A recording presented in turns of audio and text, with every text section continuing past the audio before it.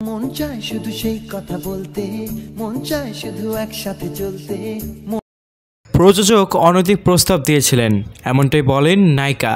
মুক্তির অপেক্ষায় থাকা the academy of fine arts সিনেমার কেন্দ্রীয় চরিত্রে অভিনয় করেছেন পায়েল সরকার। সিনেমাটি 14 নভেম্বর মুক্তির কথা ছিল, তবে ফেডারেশনের সঙ্গে জটিলতায় শেষ মুহূর্তে ছবিটি আটকে যায়। অ্যাডাল্ট সনদ পাওয়া সিনেমাটি নিয়ে আলোচনার মধ্যে থ্রেড আপ উইথ শ্রী শীর্ষক এক পডকাস্টে এসেছেন পায়েল। গতকাল প্রকাশিত প্রোমোতে বিস্ফোরক দাবি তুলেছেন পায়েল।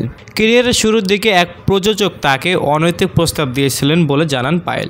আমাদের ইন্ডাস্ট্রির একজন প্রযোজক আমার কাছে নির্দিষ্ট কিছু সুবিধা দাবি করেছিলেন। সঞ্চালক পাল্টা জানতে চান যৌন সুবিধা কি? এবার পায়েল রাগঢাক না রেখেই বলেন হ্যাঁ সেটাই। এরপর পায়েল বলে চললেন, উনি সোশ্যাল মিডিয়ায় আমাকে নিয়ে অনেক খারাপ কথা লিখেছিলেন, আমার ছবিতে ক্রস দিয়ে ভুলভাল লিখেছিলেন, বেসিক্যালি পুরো সাইকো হয়ে গেছিলেন। তারপর আমি কামব্যাক করলাম।